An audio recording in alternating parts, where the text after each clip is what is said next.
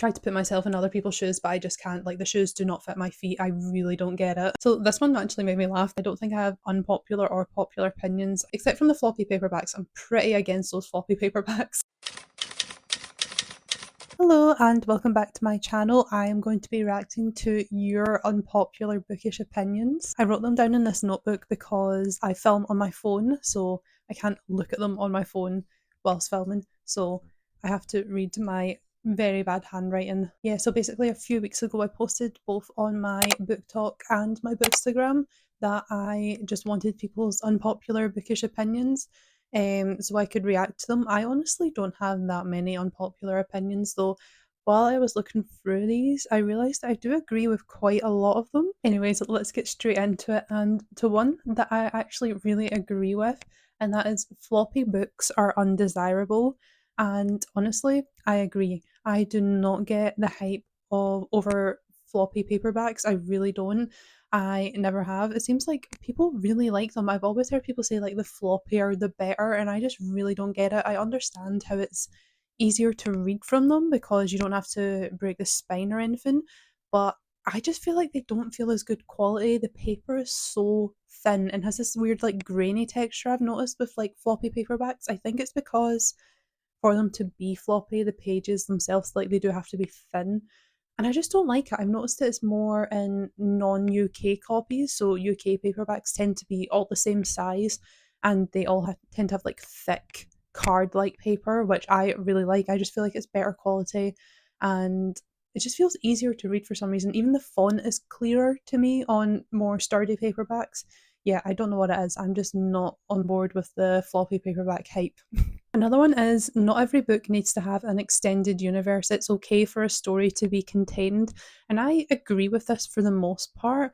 I feel like quite a few book series do just run on too much, and I'd rather an author explore a new world than just keep creating books about side characters, I guess, from the original series. But honestly, I feel like I don't know that many series that applies to.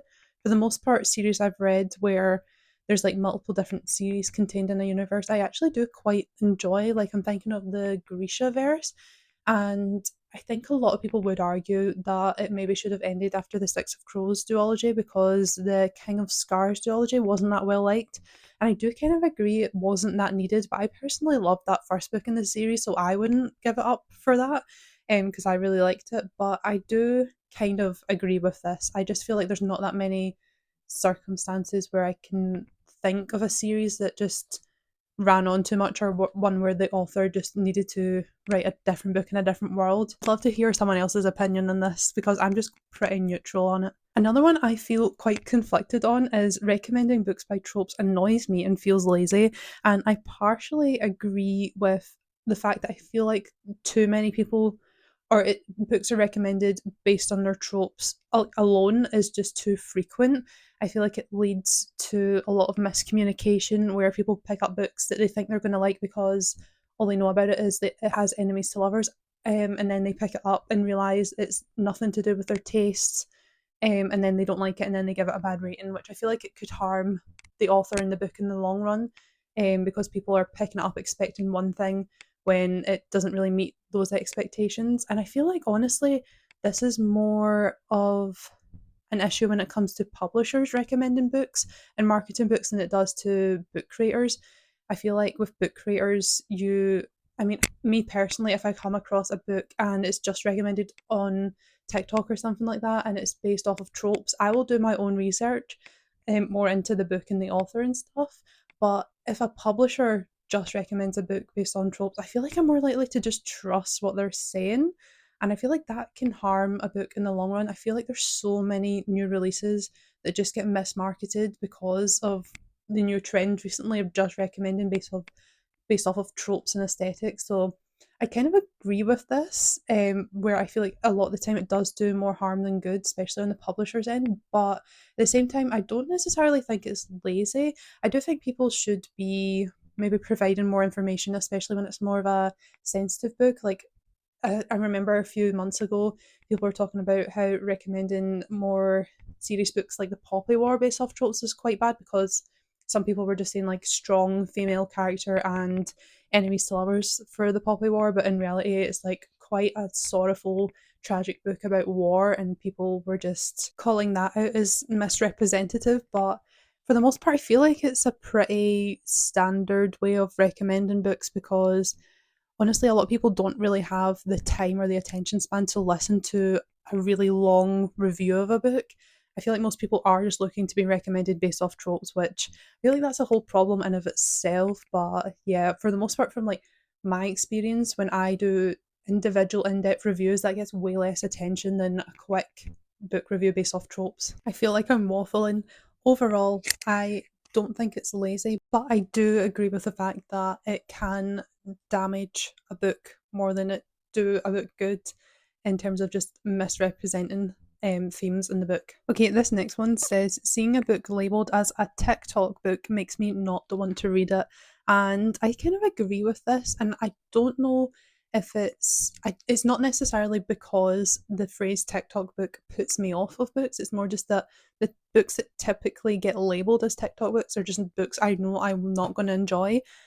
So either your typical romantasy books or rom-coms, because I feel like whenever I go into bookshops like Waterstones and they have a TikTok table, it's always books I'm just never going to be interested in. It's always Sarah J Maas, Fourth Wing, rom-coms, romantasy books about fae and dark romances, and it's just not my thing.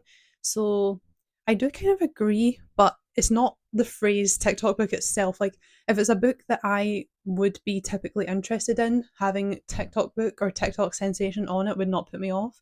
It's more just it happens to be that all the books that get labelled TikTok books tend not to be the ones that I would typically enjoy. But yeah, I usually just steer clear of those tables and Waterstones because I know I'm not going to like any of it. And that's not to say I don't like popular TikTok books, I do. It's just the ones that get really popular and end up on those book displays, they're just not the ones I'm into. So this next one says, the amnesia trope is boring and an ineffective plot device. And honestly, I don't know how to feel about this one because I've only read one book with that trope in it, and it was the third Once Upon a Broken Heart book. And honestly, I do agree it was kind of ineffective because the author didn't really fully commit to portraying that trope, in my opinion. The character kind of remembers what they're supposed to remember pretty early on. So I feel like it may as well not have even really been there. So I do kind of agree with it being ineffective. But honestly, I feel like I need to read more books with the trope in it to form an opinion because honestly, I couldn't name any other than that one book. So this one actually made me laugh. This next person said, I actually like Goodreads. And honestly, I don't agree, but I also do agree. I feel like Goodreads is really outdated. I don't understand why the app is not functional. I don't understand why you have to go to the desktop website version to do certain things. Like, you can't do everything on the app. Sometimes you need to go to a website. It's really slow as well. It takes forever to update. Like, takes forever to refresh a page. I just don't get why it is so slow. And there are better apps out there like Storygraph that have way more features and everything. But for some reason, I do just keep crawling back to Goodreads. I don't know what it is. I don't know if it's just because it's so familiar to me. But yeah, for some reason, I just can't commit to any other reading tracking app. It's always just Goodreads. And maybe it's just because there's so many people on there. But yeah, for some reason I do just keep going back to Goodreads, even though I do hate it at times. This next one I actually do agree with, and it says, dark romances are a no-no for me. Just can't imagine romanticizing some very sensitive topics. Don't have anything against people who like them, but just personally not for me. And I couldn't agree more. I feel like there's two different kinds of dark romances, and one of them I do understand, and I feel like that's just the silly ones. The ones that are at the top of my head where I feel like they're just not that problematic are the ones where, like, maybe there's just a morally grey love interest or main character, or there's like, I can't remember the name of the series, but there's one where the main character is like a police officer and the love interest is the killer that she's hunting down or something like that. And then there's the Butcher and Blackbird ones where both the main characters are serial killers. I feel like that's just kind of goofy. And I kind of get that. It's just something different to read about in a romance, I guess. But it's the ones that are just like absolutely insane topics, but for some reason it's supposed to be romantic or desirable to read about. I really don't get it. And I try to put myself in other people's shoes, and I don't want to yuck other people's yums, but some of them I do think are doing more harm than good, especially when younger people are reading them. Like, I've seen so many 12-year-olds flexing that they've read those Hunting Adeline books or something, where I'm pretty sure the love interest is the main character's stalker, and I feel like it's not the most harmful example, but it's also just not the best thing. I really don't understand the appeal of that. And then what's that other book, Credence, where the main character basically gets with her step uncle or something like that. Like, that is when I'm like, what is the appeal there? I really, really don't see it. I tried to put myself in other people's shoes, but I just can't. Like, the shoes do not fit my feet. I really don't get it. So when I put out my TikTok video for unpopular opinions, I gave one of my own ones, which was that I actually quite like the miscommunication trope, and this person actually agrees with me, saying miscommunication can be done quite well as long as it's not a cop out for a third act breakup. And yeah, I agree with this. This was my opinion that I actually like the miscommunication trope. I do understand why it can be frustrating and overdone, especially I agree with this where it's like a rom-com book and there's going to be a third act breakup and they use some sort of miscommunication instead of an actual issue. So the main character thinks the love interest has done something or doesn't agree with something or whatever, and that's not the case. It's just miscommunication. But I actually do quite like it in other circumstances, especially when it plays into more things like secrets and the main character having to hide things from people and having secret identities and stuff like that. I really like it when it comes into play there.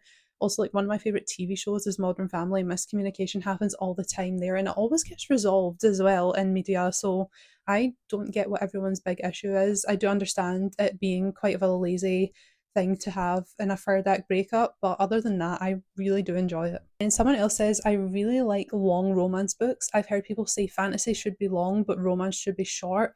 And honestly, I don't agree with this. I understand, like, if there's nothing wrong with a long romance, I don't think that should be an objective fact that romances have to be short and fantasies long.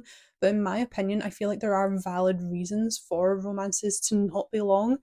I feel like there's only so much you can do with a rom com, whereas a fantasy, I feel like if it's short, it's doing the book a disservice, because with fantasy, there's so much more to it than a romance in terms of world building and like magic system and just explaining the lore and the history. Like, that's not going to be in a romance book. So I do understand how people would think that long romances do just drag a bit.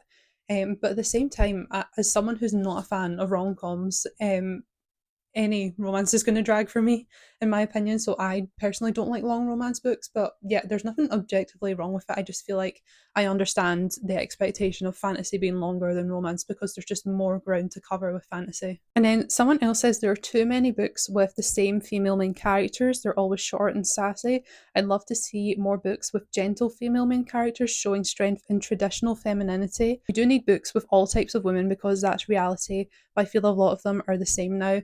And I agree with this for the most part. I feel like the bit about needing more gentle female characters to show strength in traditional femininity, I honestly feel like that kind of goes hand in hand with the short, sassy ones. I feel like those are the two most prominent ones. I do understand the fatigue of the short, sassy female main characters. They're in almost every romantasy book, and I really don't get it. I feel like it's unrealistic how someone so short can be so strong at the same time. Not saying short people aren't strong, but I feel like it's quite a juxtaposition for half the book talking about how petite and delicate the main characters are, and then the other half of the book they're like wielding a sword and like beating up grown men. I really don't get that. I do understand how it is overdone, and yeah, they're always sassy all the time. Like, no one is that sassy, and I feel like it just doesn't give them a chance to be vulnerable or relatable or human, even when they're just constantly coming out with quips and insults and banter. It's just so annoying. Like, can they actually have a real conversation for once in a while? Like, yeah, I just don't like that. I do agree that just need more representation of different kind of women in books. Not even any particular personality trait in mind, just basically anything.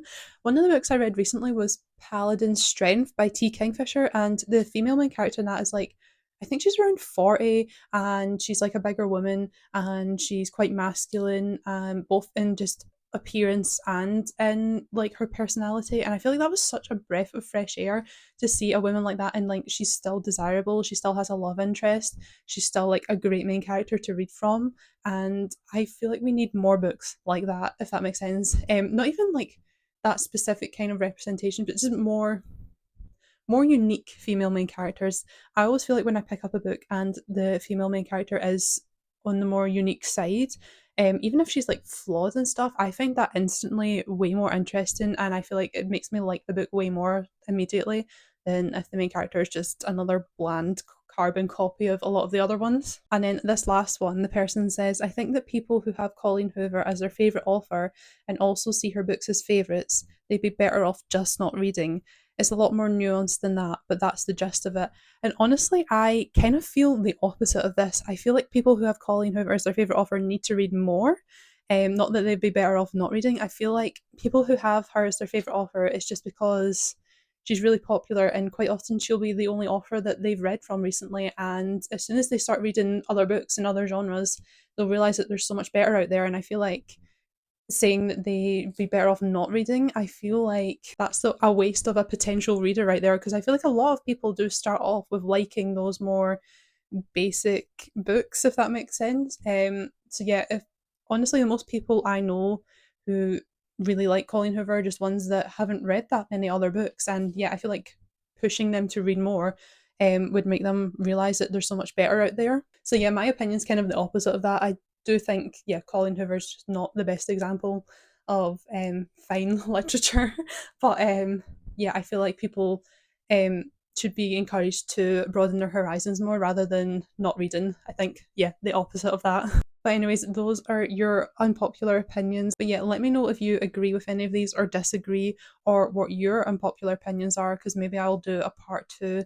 But yeah, I feel like I'm pretty neutral on most things. I don't think I have unpopular or popular opinions. I do feel like pretty in a grey area for most of them, except from the floppy paperbacks. I'm pretty against those floppy paperbacks. I feel like that's one of the most harmless unpopular opinions to have. But anyways, I hope you enjoyed this video, and I'll see you in the next one.